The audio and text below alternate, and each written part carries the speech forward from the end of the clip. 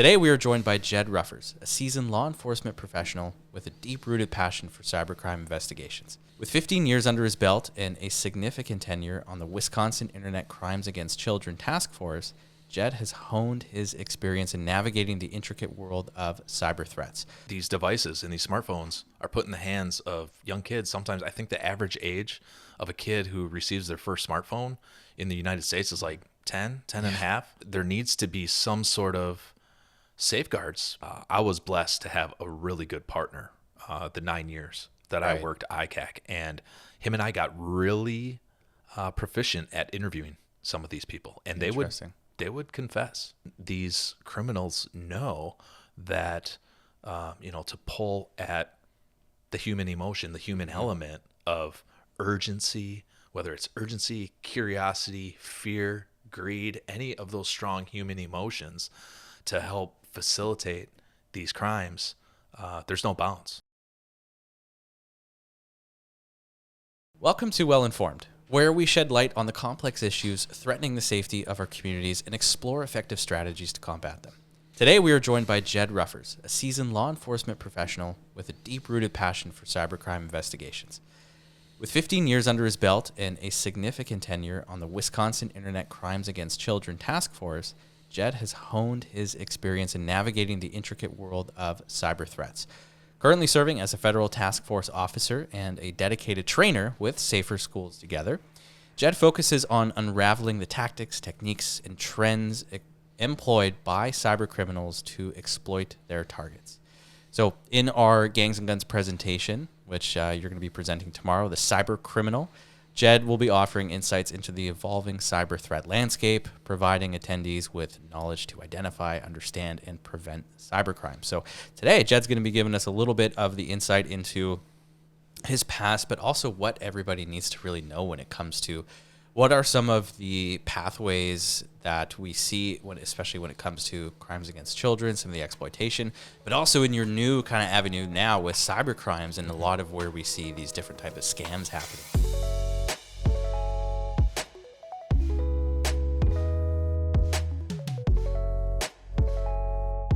Really excited to have you here, Jed. He's a good friend of ours at SST as well. So welcome to the show, man. Awesome. Thank you for having me. This is really cool that you're developing this with Safer Schools Together. And ever since joining the team at SST back in 2021, I mean, it's been a blessing. It's a lot of fun. It's kind of a break from my day to day. Yeah. And I really enjoy that. I enjoy being part of your guys' mission. And this is just so cool how you guys are able to deliver content and valuable resources to parents, communities, law enforcement, counselors, school staff, and doing it in so many different ways is phenomenal. So thank you for inviting me. Absolutely. Well, and that's the thing, the better informed we can be about just what is currently going on in this North American landscape with so many different opportunities for cybercrime, cyber criminals, exploitation. Our past guest, we were talking about the social media influence with drill rap and music and things like that. So there's so much information we can give, and we have such a far reach of experts to really come in and talk about these things. So, we were fortunate enough to get hooked up with you in 2021. How did that happen, actually? Oh, man. So how that happened was I met Teresa Campbell in Orlando at a Crimes Against Children conference, and that would have been December of 2019. So we were right on the cusp of the world going into chaos, right before the pandemic. And I was doing a presentation at that conference in Orlando. The presentation was called Exploiting Children Online. There's an app for that. So after doing internet crimes against children investigations for about 9 years, at that time I did it for about 6 or 7, but a lot of investigative focus was spent on mobile apps, particularly mobile apps that suspects and online predators were using to target children, as well as mobile apps being used for them to target like-minded individuals and to facilitate the whole gamut of child exploitation crimes digitally and through the use of mobile apps and the internet and all these online platforms. So I really found kind of a niche in that area, and felt good enough in providing a presentation at that national conference. And Teresa actually approached me after my session. I did the session twice. I did a repeat, but I think she approached me after the first one and kind of introduced herself. And I didn't know anything about Safer Schools Together, but after doing some research, I'm like, wow, this is a company that's really ahead of its time and really moving into that proactive lane of intervention and really trying to fulfill a mission involving school safety and really trying to hone in on preventing some of these tragedies from taking place. It was I didn't know an organization like that existed. So it was super cool being introduced to her and meeting the team and coming on board, and it's been great, dude. It's been an amazing time. It's been a blast. And you know what? She's really good at picking people like you out, because immediately she'll call our office and be like, who's this Jed guy? Do some info, some searching on him. Who is it? We need him on the team. So then I become a target of your open source Google searches. Everybody does. Well, good thing I don't have any embarrassing stuff online. Luckily all my embarrassing things that occurred in my past was pre-digital age, pre-Facebook. So I'm a little older where I don't have to worry about some sort of embarrassing digital footprint following me for the rest of my life. I did have to do a little cleanse of my Facebook profile, but that's it. Thankfully I don't have like 5 or 6 accounts that I have to scrub in the future. Right. Yeah. But what kind of got you interested in this law enforcement career? You've been in it for a number of years now, 15 years almost. Yeah. It's weird. If you would have told me when I was in high school, like, hey man, you're going to go into law enforcement someday and be a cop, I would have laughed at you. I had no aspirations of becoming a police officer or an investigator. I originally went to college for architecture. So I'm kind of a math guy. I like numbers. And my freshman year of college, I kind of hated it. And then I took an intro to criminal justice course where a retired Milwaukee police department detective, he actually worked the Jeffrey Dahmer case. Oh, wow. And he taught that course. And I was just fascinated by the stories he was telling and how he broke things down. And I'm like, man, I need to take some more courses like this. Yeah. So I got kind of pulled in that direction. And then I'm kind of thinking like, hey, started doing some ride-alongs with police departments. Like, you know what? I could do this. You're really put in a position to be part of something that's bigger than yourself. And you're in a position to really help people and be an asset. And yeah, that's kind of what drew me to it. And graduated college in May of 2008, and then started my law enforcement career just a few months later, July of 2008. So right on. It's been a wild ride ever since. Yeah. And within a lot of that career, what we mentioned and what you've been part of was the ICAC, or the Internet Crimes Against Children Task Force. And what we've been able to talk about, off the podcast and just sharing some of those stories or just talking with some of these individuals. This is it is a hot button issue, but it is such an important thing that I think really everybody, not just parents, but everybody needs to realize the seriousness of it. And, we might talk about it with some levity, but it is really an important piece of information that everybody needs to know about, especially when it comes to how these digital devices facilitate how easy it is to reach out to somebody. One of the things we're looking at right now to add to our parent guide, our Raising Digitally Responsible Youth Guide, is actually talking more specifically about dating apps. We had talked about things like Tinder, and I'm not familiar with a lot of the dating apps. Hinge. Currently Hinge, Bumble, Grindr. Yep, all of them that exist out there. And what we've seen now is an evolution where this was primarily targeting adults and 18 or older. But what we've seen in the past few years now have been these other specific apps like Wiz and Yubo and all these other ones that exist that employ those exact same features of a swipe right or left to become friends with somebody. And you start and initiate a conversation with this person who claims they're 18 years old. Or there's a live stream element to these types of apps. Yeah. But one of the things that was found, and that we've personally found as well, is that they say that there's this age verification process. But realistically, how are you really able to actually verify your age through these apps. Exactly. And that's a great premise of a lot of times when we would do online undercover investigations on a particular platform, like you just mentioned, where you have to be 18 or older, right? But we would present ourselves as a 13-year-old boy or 14-year-old girl.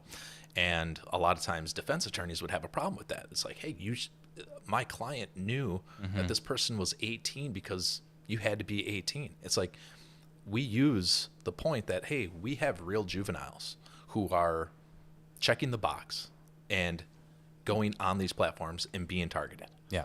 Okay. So we are doing no different than what the real potential victims in our communities are doing. And we had experience in cases to back it up that, hey, we know juveniles are using these platforms and it's a problem, and we're trying to intervene on a proactive level with this problem and trying to make a dent in not only as a deterrence to the overall community, but to hold those people accountable who were doing bad. Yeah. So. And I think it's a really important, part that you bring up. It's because, we want our kids to feel safe online. We want them to experience the good things about social media. But at the end of the day, how easy it is for these apps to be exploited, to exploit a particular relationship. It becomes easy for these individuals who know how to do it. And, it seems that a lot of the times that there isn't a lot of preventative measures, particularly other than kind of that reactionary, that being able to go undercover, and you have to catch these guys doing something first before going out of there. Yeah, and that's how it is. Law enforcement work, you have reactive and you have proactive, right? Unfortunately, the majority of what we do, it's no different than the cases that Safer Schools Together deals with a lot of times. But you guys are really trying to hone in that proactive to prevent the ultimate bad from happening, right?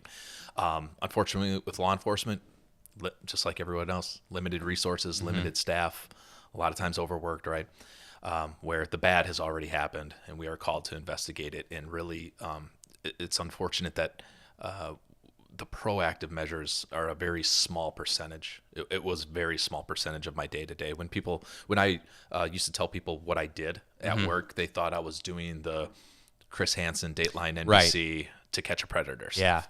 And it's like, okay, we occasionally did that during a designated, a specific weekend, enforcement operation in a particular community. But that was a very small sliver of my overall day to day. Yeah. So, but I think, going back to what you said, things like this and outreach, resources, providing information, when you do it like this on a widespread level, I know, like you said, it's not ideal to only target parents, right? Yeah. But when kids hear this type of stuff too, kids are starting to become savvy and become more aware when, friends might be talking and a kid might see their friend is having some sort of, borderline inappropriate communication with someone that they don't know, or maybe their friend is, savvy enough to say like, hey, do you know that person? Like, that's kind of sketchy. I'm not sure if you should be sending that picture.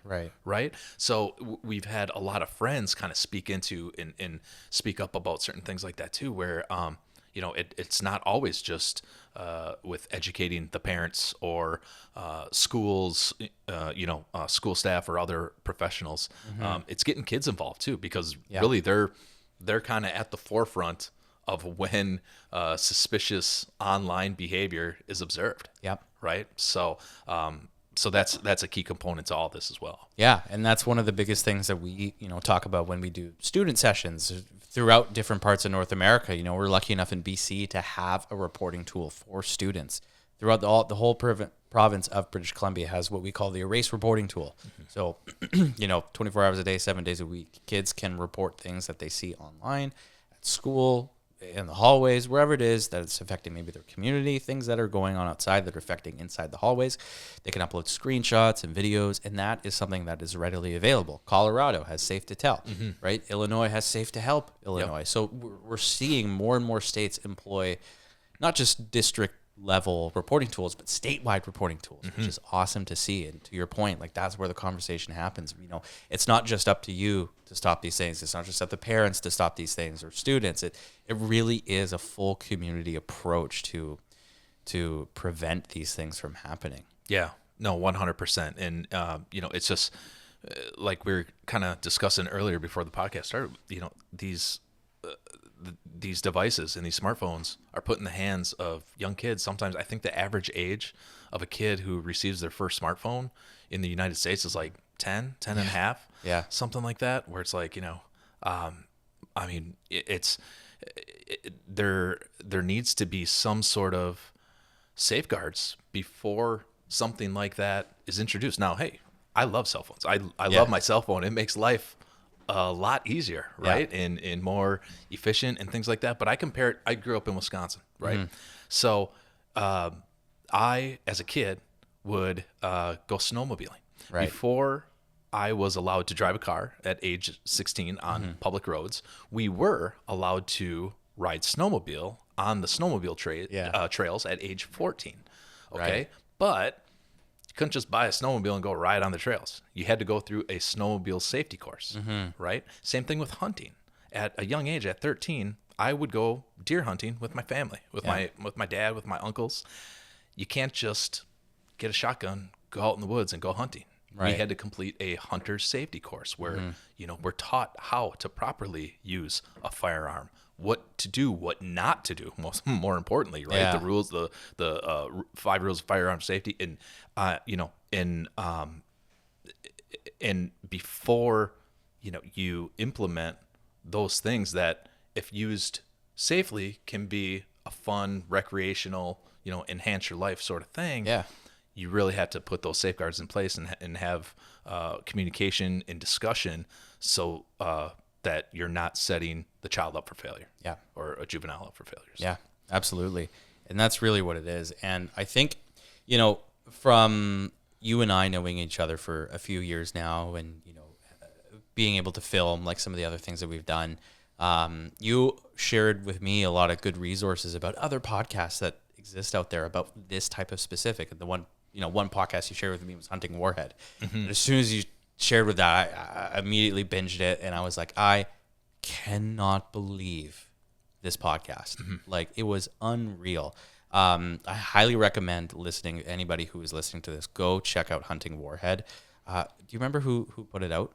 I'm not It's sure. like CBC podcast, I think. I could be wrong. Yeah, I'm not sure who produced it, but it involved a large scale, several year online undercover investigation into a dark web child exploitation marketplace, where law enforcement not only arrested the individuals who were facilitating that, but they took over the servers in that particular case for the purposes of furthering the investigation and trying to identify the other players involved who were who were the purchasers or the members on that particular website.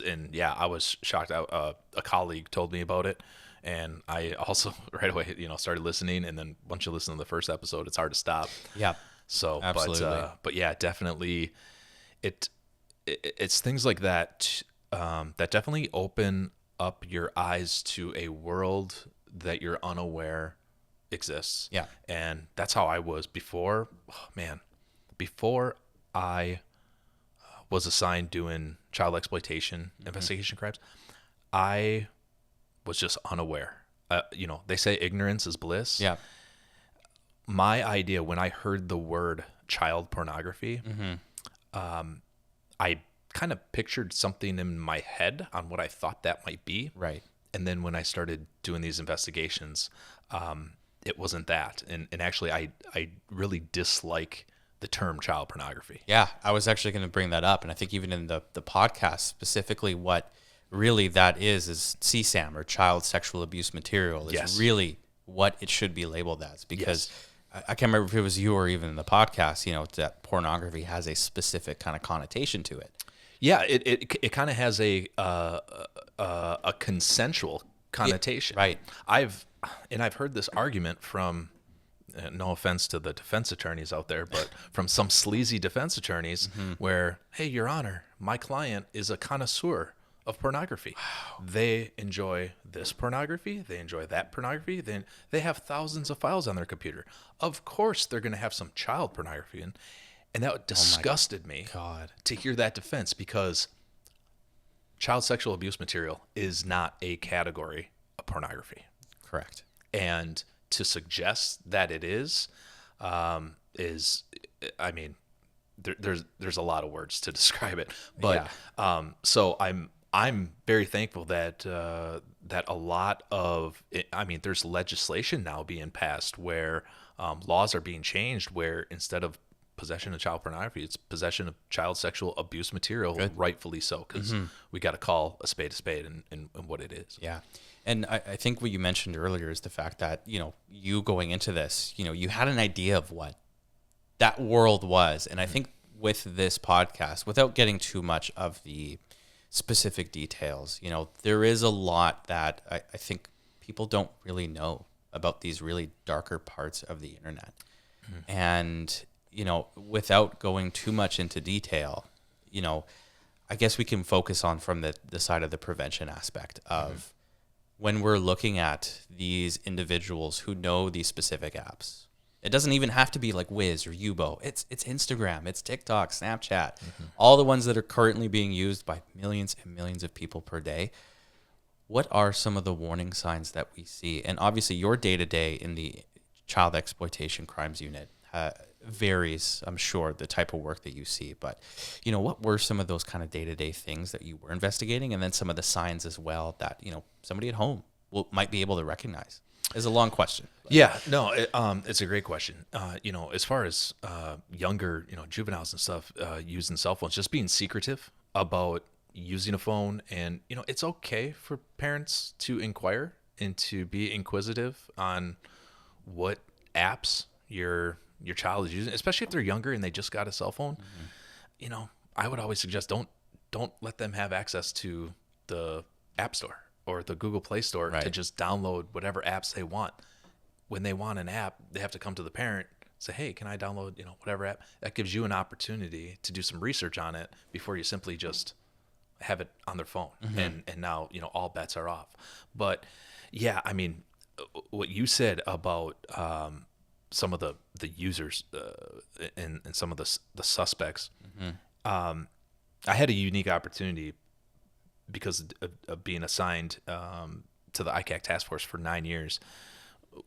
We worked a lot of cases. Yeah. There's just, as soon as you get one case completed or, get a suspect arrested and get everything off to the prosecutor, you'd go back to the office, you'd have another 4 or 5 new ones waiting for you. Right. It was like a constant hole that the harder you try to dig yourself out of, the deeper you'd be, just because the volume of so many of these cases. Yeah. But one thing I had the unique experience, I guess I would call it unique, is sitting across the table just like this with individuals who knew that they had taboo thoughts and taboo attractions.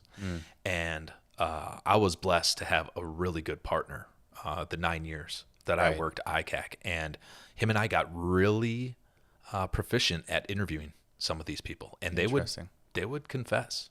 And they would tell us some of their deepest and darkest secrets. And, really getting kind of where you peel the curtain back a little bit in seeing things, at least for a brief moment of time, from their perspective. Not saying that I agree with it. Of course. Right? But, hey, tell me what you're feeling or what you're thinking when you sent this message or when you went to this site or when you sent this link that contained, this level of contraband. Like what are you feeling? What are you thinking? And having that very transparent conversation gave me like an odd insight where, I always joke and say that us cops and investigators are kind of damaged. Right.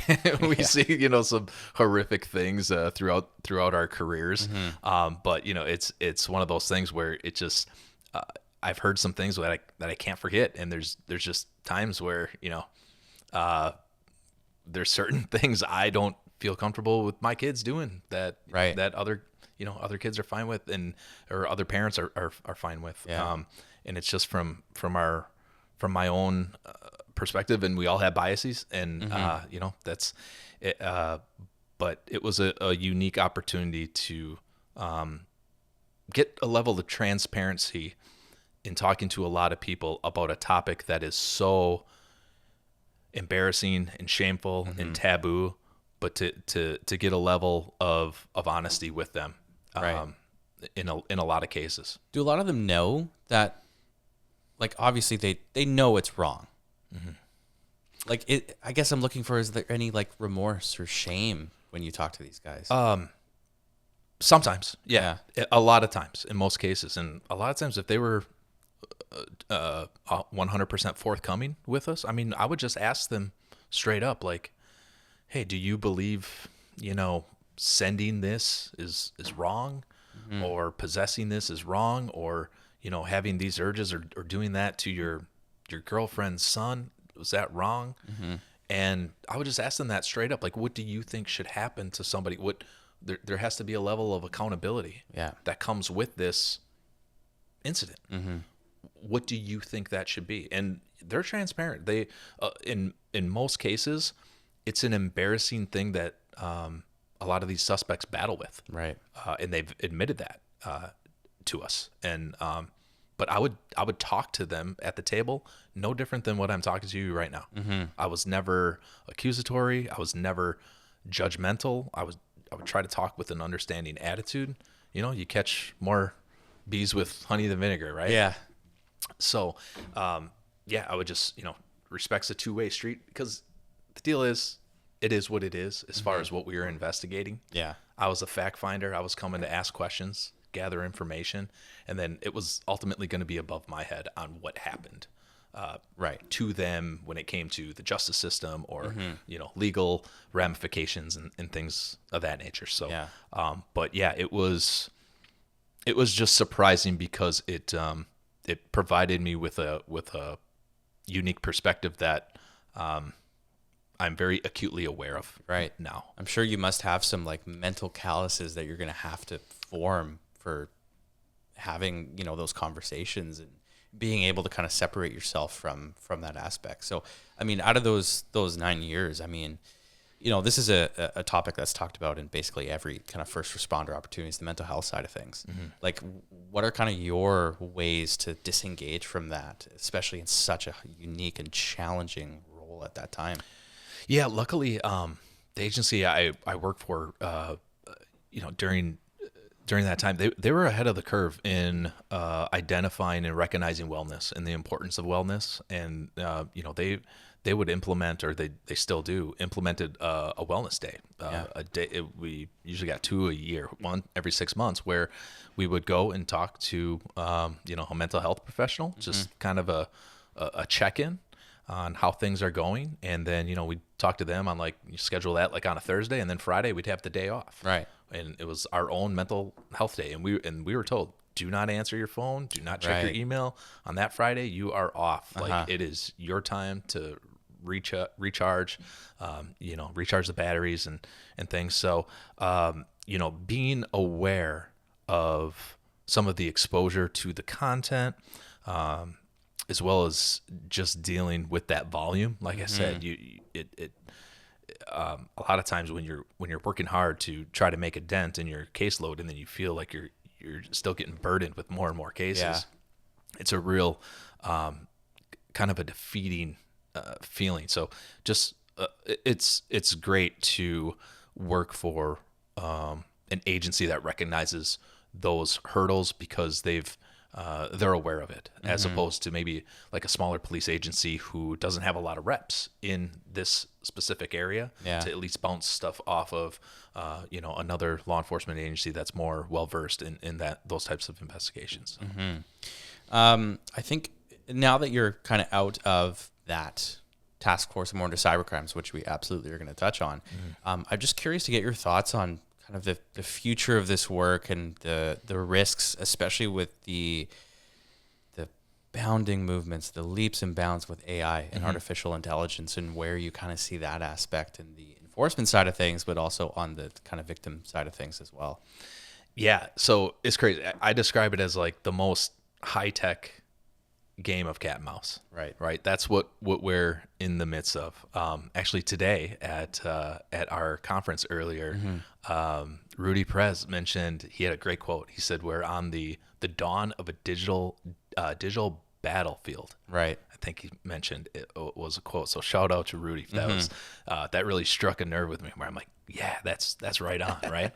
And that's kind of why I enjoy this work, is because it's really, you are swimming in unknown waters. You really are, as far as what the future. You think you might have your finger on the pulse of something, something trending in this direction or that direction, and then all of a sudden something new is created that you didn't see coming. So especially us as law enforcement, we're always a little bit behind the curve in figuring out what that is, right? So it's, like you mentioned, the development of AI, especially when it comes to cyber crimes. Like, so I'm not I don't hold any degrees in cybersecurity or IT or anything like that, but I'm familiar with what it takes to write a malicious script, right, and have that executed on somebody's computer, somebody's network, to do on sorts of undesired tasks. And now 5-6 years ago, somebody needed to be good at coding. You had to write script. You had to have some level of competence when it came to computer programming.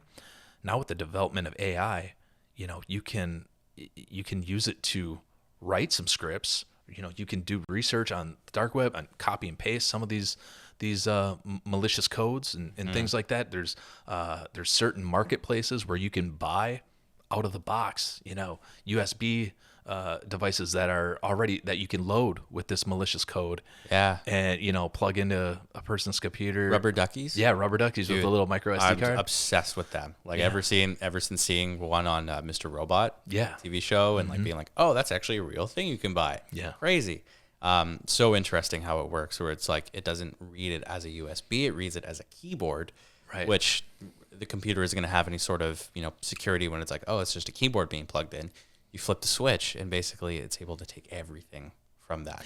Exactly. So that's the type of stuff where, in years past, you had to be an expert, right? So now, one thing about AI, even if you're using ChatGPT to write a paper and you're in high school or college, right, it's blurring the lines as to if this is being done, automatically, computer generated, or is there a actual human behind this?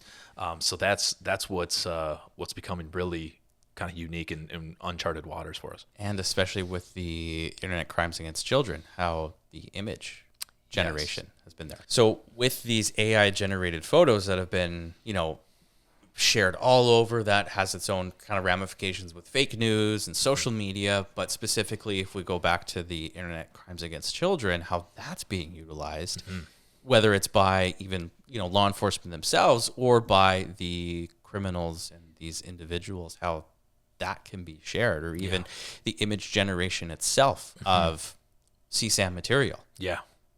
And it's crazy you mentioned that, because we were together in Vancouver here in April of 2023. Yeah. And you showed me Midjourney. And I was not familiar with it. Okay. So then I started playing around with Midjourney and being like, hey, could this potentially be used to develop and create online undercover photos for police, just kind of kicking around that idea. But then I start thinking from the perspective of so many of the individuals I interviewed, and it clicked to me, and I'm like, you know what? This is going to advance, and it's going to advance without guardrails. Yep. And there's going to be wrongdoers who are going to use this technology to produce child sexual abuse material, depicting children or appearing to depict real children, and it's AI generated. And we are on the precipice here of opening Pandora's box. And I thought of that when you showed me Midjourney for the first time, and it's crazy because just like the last, I think it was a month or two ago, state of Wisconsin received its first cyber tip line report involving an AI generated CSAM image. So like I said, we as law enforcement and government, we're behind the eight ball a little bit. So now there's already states in talks about passing legislation to restrict or to make it illegal to possess AI generated Right. CSAM material, because, and I always think too from the perspective of a defense attorney, Uh-huh. like what are they going to say? How are they going to justify that? Right, and Is it going to be more of an art connoisseur type thing? And it's all terrible and disgusting. Yeah, At the end of the day. And I think they'll use the same argument they use when law enforcement arrest a guy on an online undercover investigation. Your Honor, there was no victim in this case. It was a pretend child. Right. It was this, police officer with a shaved head and a beard who was pretending to be a 13-year-old, right? Yeah. And so I think they may try to use that same sort of argument with an AI generated. Yeah. Your Honor, this is not a real child. There's no one being victimized here. But at the same time, you cannot diminish the fact that, hey, you are using this software to satisfy a very dangerous appetite Yeah. for these group of people. Yeah. And that's not okay. So yeah, that's what's scary. It's just, we can't, man, I mean, I'm only 15 years into my career. I plan on working another 15. Yep. And it's just going to be wild to see what sort of technology, what this morphs into in the next 5, 10, 15 years. Yeah. Before we jump into the cyber crimes and just kind of utilizing, again, because this is it is a depressing topic. It is important to talk about. Would you be willing to share the story of when we were in San Diego and you being able to talk to Carol Todd? Oh, yeah. Oh, that was awesome. That was Yeah. very cool. So I didn't meet Carol Todd, but who, by the way, is the mother of Amanda Todd, who tragically took her life in 2012 Yes. from sextortion. And, I think when people think about sextortion, usually Amanda Todd is kind of the first name that they go to. That is primarily the most widely known case. And that case kind of happened before the term sextortion was widely used. Yeah. And before people had awareness of that term. And so I saw Carol present at a Crimes Against Children conference in Dallas. So for any of those law enforcement, prosecutors, judges, criminal analysts, support staff, if you do any sort of work in the child exploitation realm, I highly, highly recommend going to the Dallas. It's always in August, always hot in Dallas in August. But the Crimes Against Children conference that they hold is just second to none. I mean, if you go to that conference and you're not juiced up about doing internet crimes against children work, you need to find a different assignment, because going to that conference will definitely get your juices flowing and motivate you. But yeah, Carol presented there. And so that was my first introduction to the story of Amanda Todd. And, she showed a lot of pictures of Amanda. And it was only a couple months after that where I actually had a case. And the case was kind of a thin case. We didn't have a whole lot of evidence against a particular suspect, and we did what's called a knock and talk, Right. where you don't have enough evidence for a search warrant, but you got to follow up on it. You got to interview this individual, hope that he talks to you, hope that they provide some information that you can move the needle on the case. Yeah. And we did that, and we received consent to search the individual's computer. And during the preview, it was a lot of age difficult type material where it was hard to kind of justify an arrest. But then I saw a picture that I knew was Amanda Todd. Right. And I recognized her to be. So Wow. right there and then I knew that, hey, that person in that photo is a child. Yeah. So I know that. So that kind of gave us the probable cause. And what was kind of cool was we were in San Diego as a group back in, was that December? Yeah. Before Christmas? Yeah. Yeah. And I didn't realize that Carol and Teresa Campbell were such great friends. Yeah. And they go way back. And I think I told Teresa that story, and then she called Carol. Yeah. And then I had the pleasure of talking to her on the phone and kind of reiterating that story and just saying like, hey, what you do in spite of the horrific tragedy that you had to go through as a mother. Yeah. The fact that you're able to hold it together and go to these conferences and talk to these professionals and share your story, it makes a difference. Yeah. It does. And this is how it made a difference in one of the cases I worked. And, I'm just a guy from Wisconsin, right? So, I really, sometimes you need to, when people are doing that sort of work, they need to be reminded, and people need such little encouragement sometimes. So I felt it was appropriate to share that, and the phone conversation went really well. It was a privilege. She's so great. Yeah, she's such a great person. And, it was awesome. So, it's a great story to share because it's just another reminder of how small the world that we are working in really is, and the internet makes it a lot smaller. Right. And it's so interesting because you'd think it'd be the complete opposite, but not so much. So it's a really good news story to share. Again, the world we live in is so small. You'd think the internet would make us much more open and talk about these things so much more, but really it does kind of close us off, especially with this prevention world.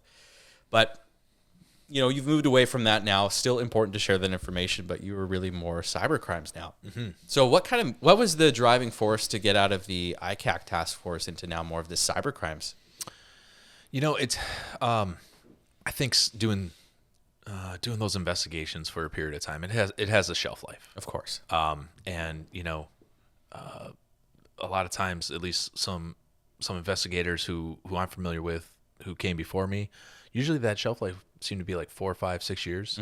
But luckily I worked for an agency that really supported its people, and we were able to kind of put that burnout wall back a little bit. And it was just time for a change. It's good to mix it up in your professional life. You don't want to get too stale or feel like that you're kind of at a dead end, or that new opportunities are being presented and not taken advantage. So an opportunity was presented to me to take a position in our cyber crimes unit, which was expanding for obvious reasons, right?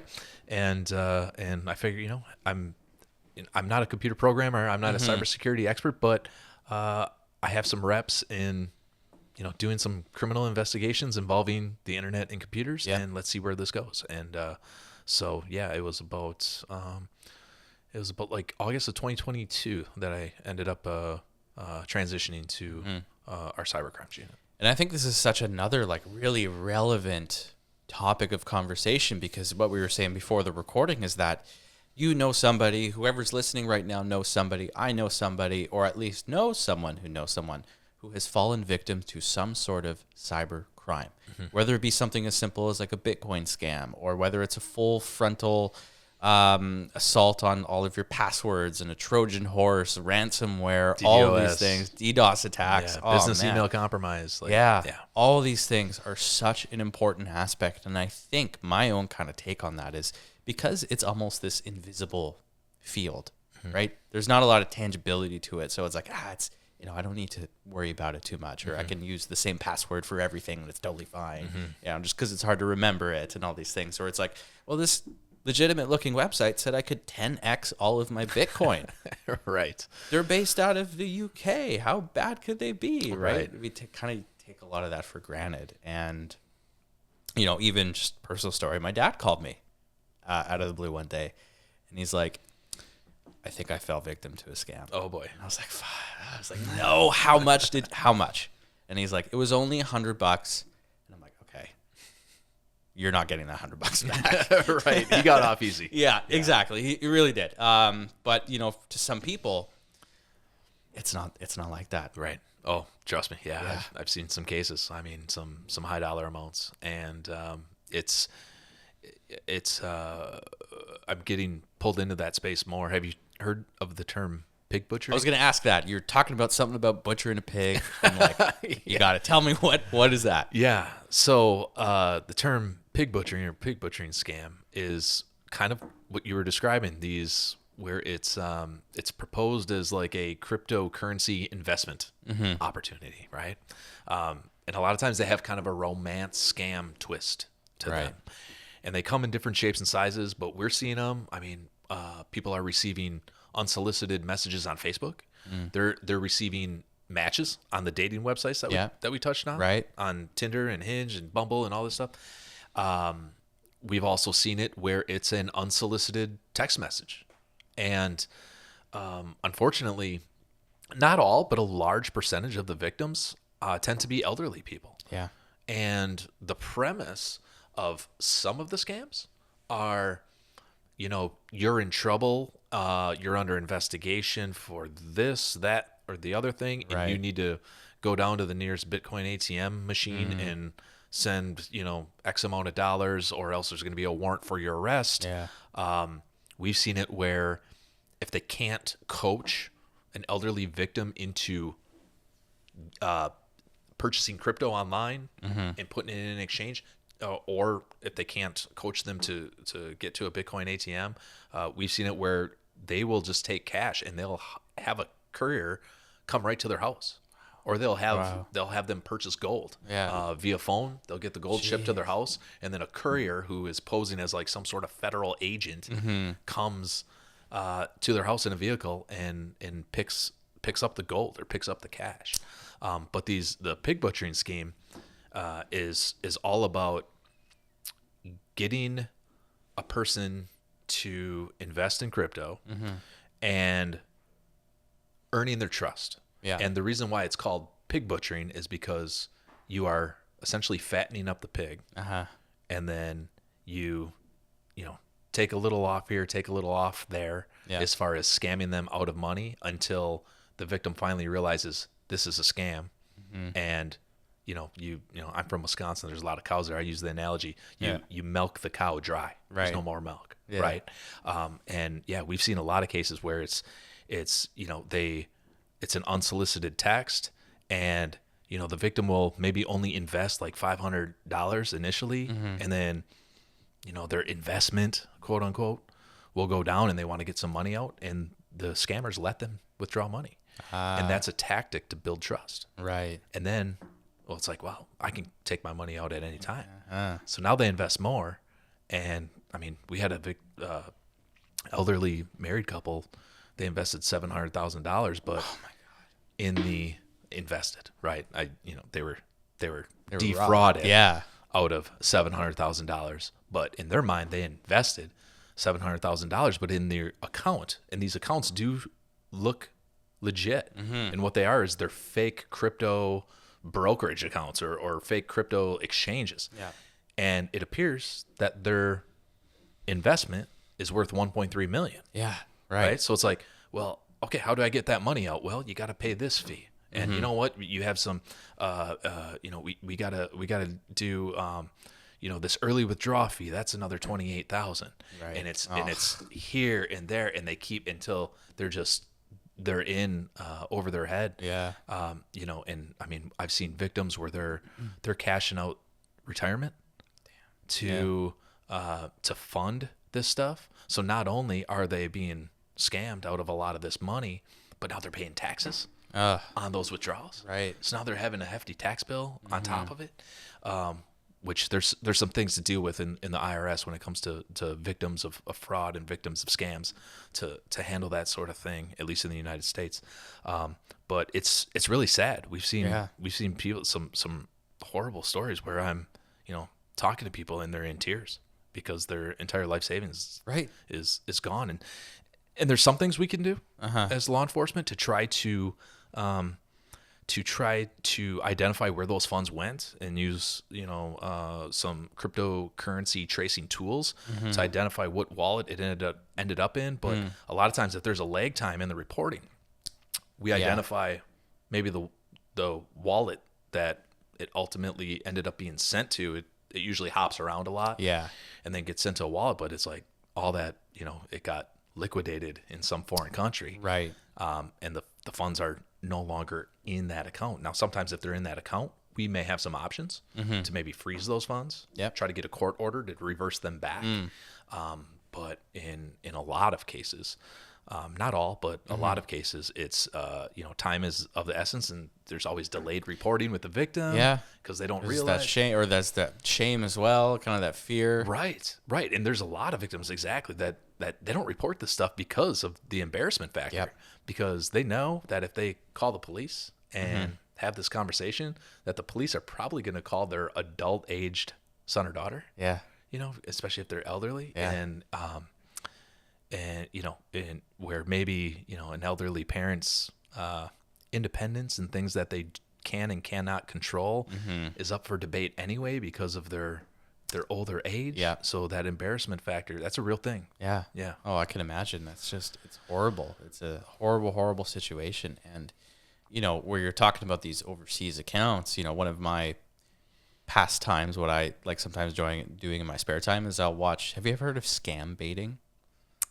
No. So it's people who scam the scammers. Oh, basically. So that's great. There's a full community out there of people on YouTube and Twitch and all these other live stream communities that their full-time gig is just calling these scam numbers and just getting them on the phone for as long as possible to like hold them on from stopping them from scamming somebody else. Oh, really? And there's these individuals who are just as smart, if not smarter, than the people who are making these calls, who will create a fake. They'll use a virtual machine on their computer, right? They'll create and code their own websites to make it look like it's a Wells Fargo bank account that they're logging into. Oh, great. Yeah. So when the typical scammers, not just for a Bitcoin scam, but let's say it's like an insurance scam or whatever it is, right? Sometimes their common tactics is they'll use the inspect element tool. They'll change like the HTML code on the web page to make it seem like, oops, I accidentally gave you $10,000 instead of $1,000. Just transfer us $9,000 out of your account, right? So they will do their best to make it seem like it's a real looking, bank. They'll do the fall for the thing. But when they use TeamViewer or any of these other accounts, there's this connection of like this IP address to this IP address. And somehow, I don't know, I'm not that well versed in it, but they get the IP address and they're able to actually view the other person's screen. So they'll get all the personal information on these scammers. Oh, wow. Figure out where they live, where they're located. So eventually when they call them on the phone, he'll just say the scammer's first name. Oh, man. And where they are, and they freak out. I bet they do. They'll even hack the security cameras of their, scam hideout.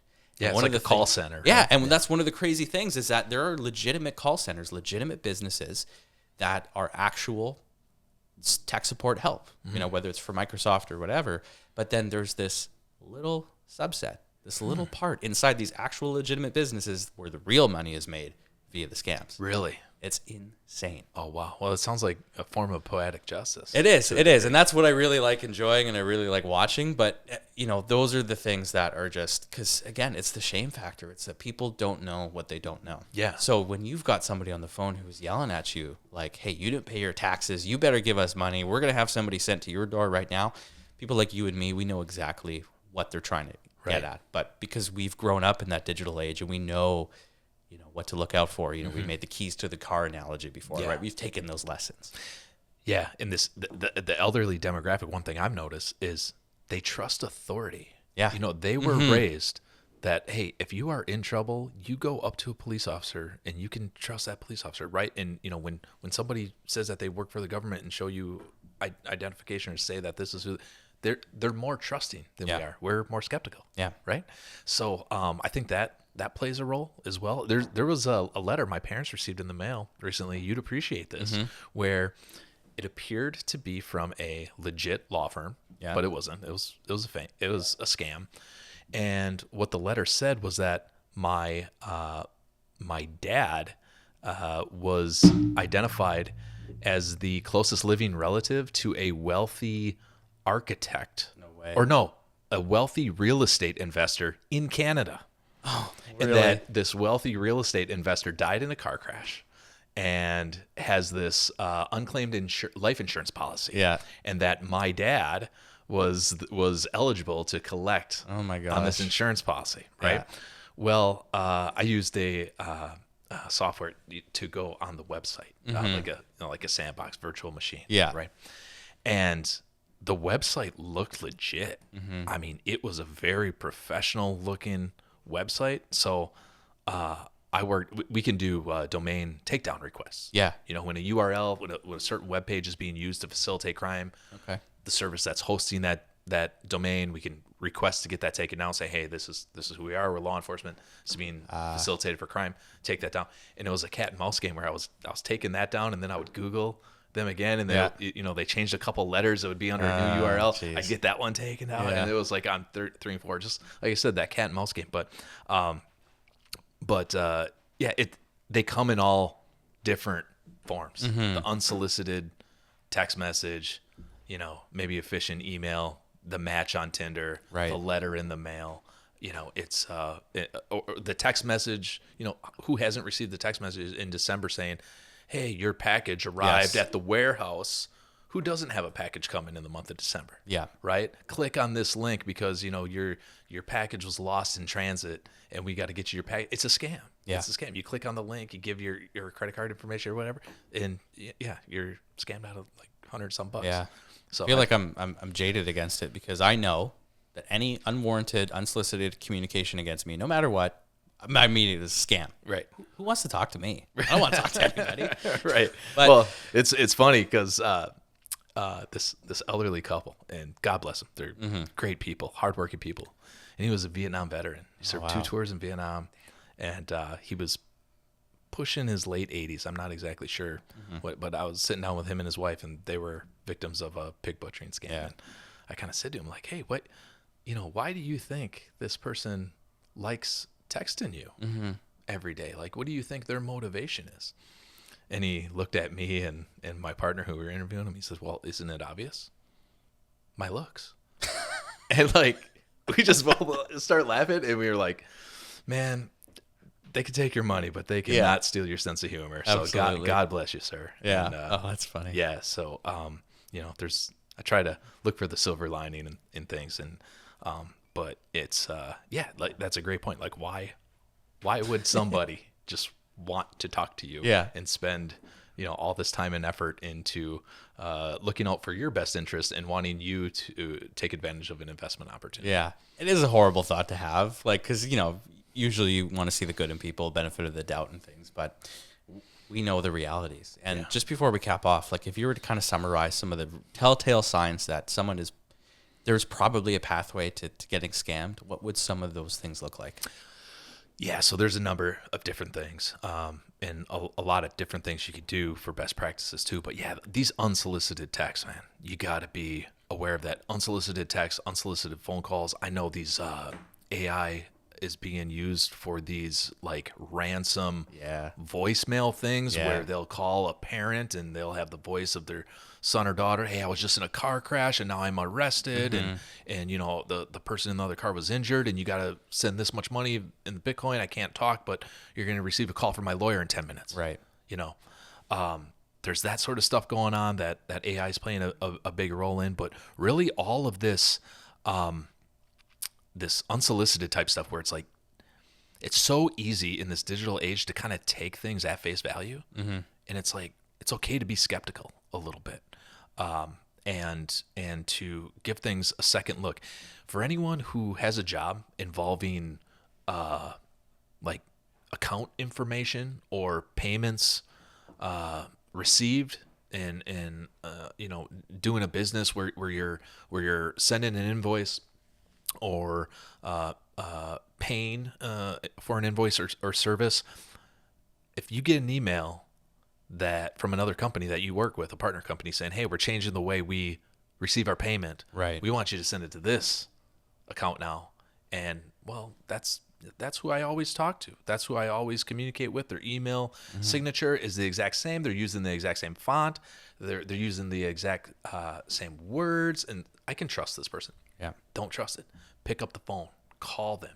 Always verify before you go and send a large amount of money to a particular bank account, only to find out that, hey, that has business email compromise. Who you were talking to was not that person. Yeah. Right. So always kind of double check, be skeptical. But as far as like accounts and protecting your accounts, we're living in a world 2024.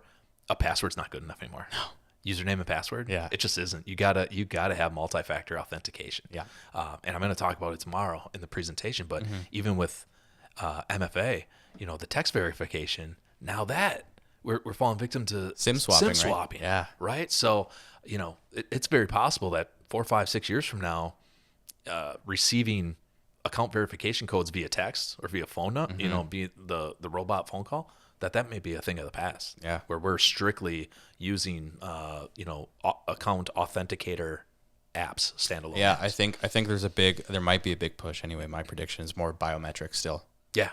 Yeah, 100%. So, there's just, just being savvy and being aware, and, for those people who may not be 100% comfortable with technology and receiving text, like I take my mom for an example. My mom's on Facebook, right? She texts and stuff but she's not very tech savvy.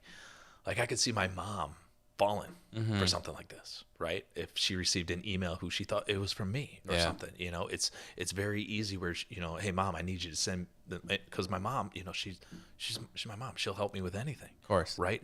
And these criminals know that, to pull at the human emotion, the human element of urgency, whether it's urgency, curiosity, fear, greed, any of those strong human emotions, to help facilitate these crimes, there's no bounds. Yeah. They'll do whatever it takes.